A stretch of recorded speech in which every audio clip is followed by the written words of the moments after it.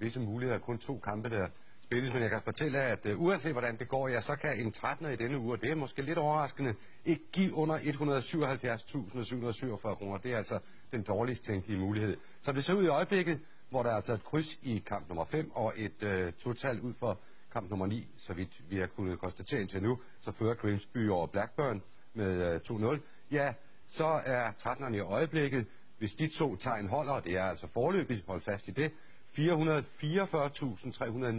kroner er den værd, der skulle være 6 af dem. De fleste kampsportsgrene stammer fra Østen, fra lande som Japan og Korea. Karate, som man kender det i dag, stammer fra Okinawa i Japan, og er naturligvis stærkt præget af landets kultur og dets historie. Det drejer sig ikke bare om at flække mursten eller andre bravurnumre. Sand karate er, også i Danmark, en livsstil.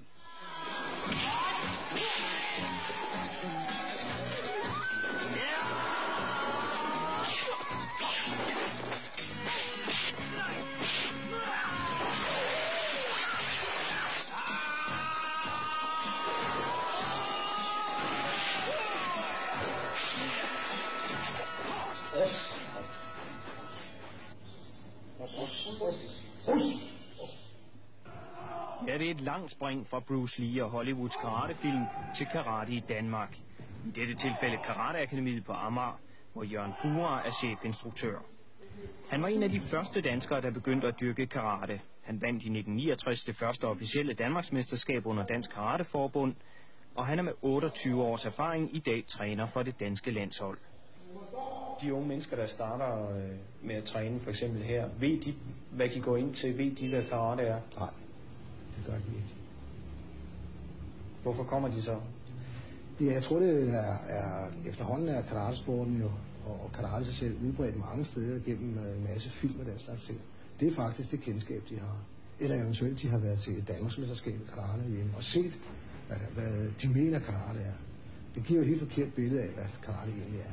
Nej, det er ikke noget, man kan forklare. Det er ikke noget, man kan sætte sig ned og sige, altså nu skal jeg fortælle dig, hvad karate er.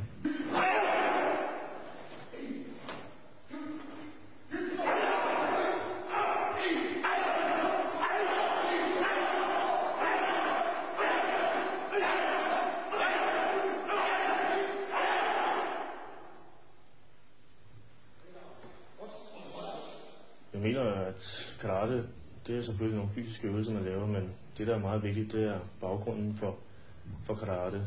Den japanske mentalitet og mentaliteten i det hele taget med disciplin, selvdisciplin først og fremmest.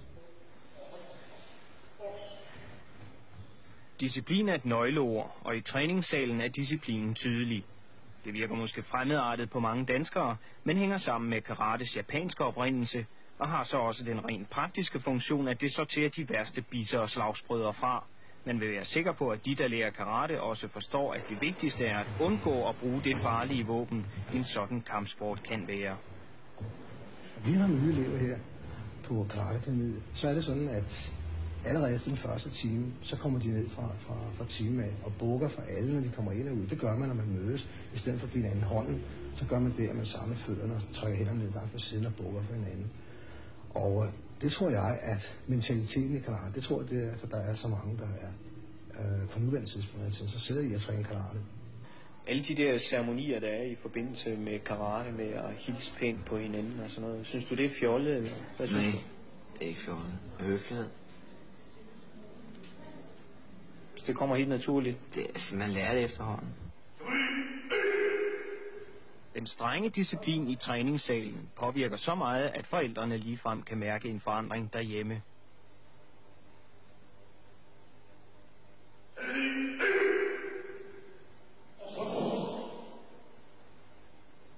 Han er blevet mere rolig og stille og afslappet, efter han er begyndt at gå til karate.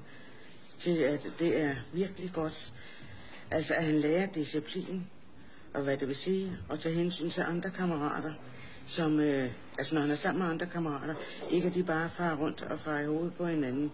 Kan I mærke en påvirkning hos Bonnie? Har hun forandret sig på nogen måde, efter hun er begyndt at dyrke karate? Ja, det vil jeg nok sige. Hun har nok lært, at Bonnie har god portion temperament, og hun har nok lært at beherske sig en hel del. Hun er sikkert også blevet mere tænksom, når hun... Altså, hun er måske blevet mere høflig, vil jeg sige. De lærer at slå. Også af en pige på 15 år, der kan hun godt slå hårdt. Det er helt sikkert.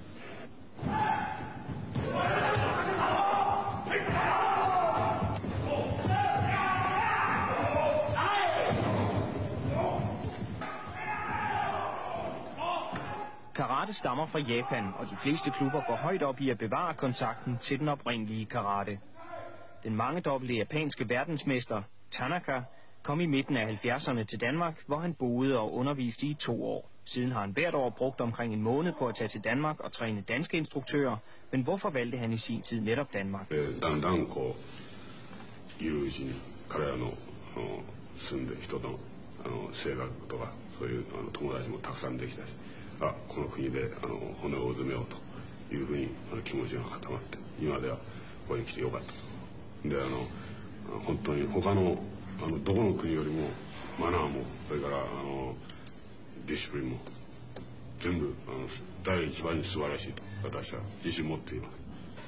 Hvis du skulle vurdere sådan Danmarks niveau i øjeblikket, rent sportsligt naturligvis, hvor ligger vi så henne?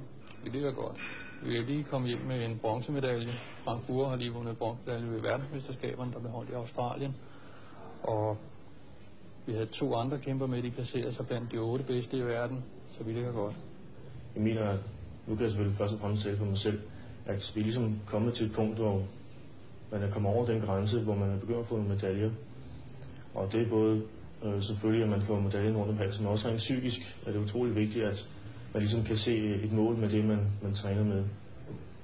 Og jeg er overbevist om, at ikke alene selv, men hele landsholdet har mulighed for nogle store resultater i fremtiden. Det er helt sikkert. Karate 道としてね、お互いに向かい合った場合には、このデンマークの今のデンマークの生徒たちが一番素晴らしいと思う。レベルとしても。ただ試合の場合にはそのポイントということがあって、納得いかないポイントがあったり、納得いっても取ってくれなかったりという不都合なことがあるけども、そういうことを抜きにした場合にね、これからも世界一になれるし、日本と並んでねなれるし、それからお互いにいいライバルになるんじゃないかというふうに思う。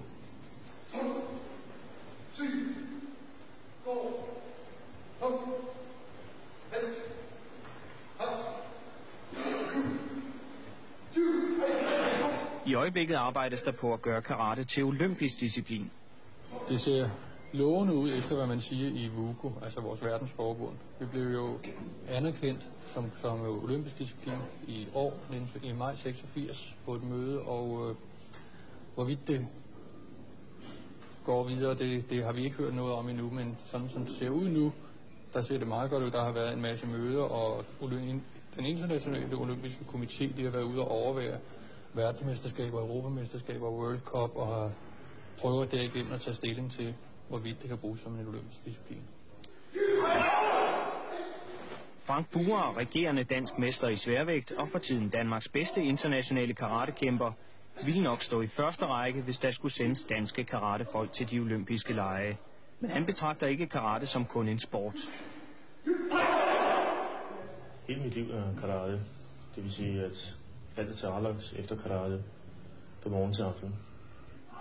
Men hvis karate kommer på det olympiske program, vil vægten blive lagt mere over på sporten, og ikke så meget på den tankegang og filosofi, der er grundlaget for karate. I dag vil jeg nok sige, at Danmark er faktisk en af de meget, meget få nationer uden for Japan, som holder hævd for og holder de rigtig virkelige traditioner for karate i hævd.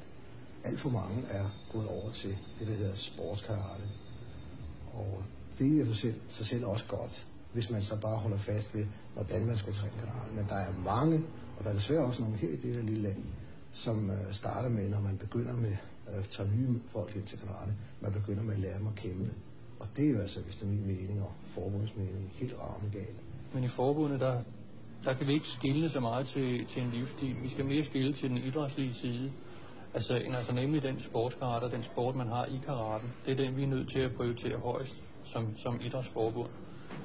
Det med livsstilen, det har vi alle sammen, der træner karate, men det har man hjemme i sin dojo, hjemme i sin klub, hvor man har det, og så må vi i forbundet koncentrere os om den sportlige side. Det vi frygter mest, os der bruger hele vores liv på karate, det er nemlig, at det bliver en sport, og altså kun en sport. Det er også en sport, det skal også være en sport. Det er en dejlig sport, det er en god sport, og en fascinerende sport, men hvis man kun bruger den som sport, så brænder man ud, når man er 28 år, og så er man færdig. Og det vil sige, at der bliver ingen videreudvikling af karate. Hvis det stod til mig, nu er det sådan, at når man er 40 år, så må man ikke stille op til konkurrence. Hvis det ikke, den regel ikke var der, så stiller jeg også på landshold, hvis jeg var god nok. Jeg vil kunne kæmpe hele mit liv.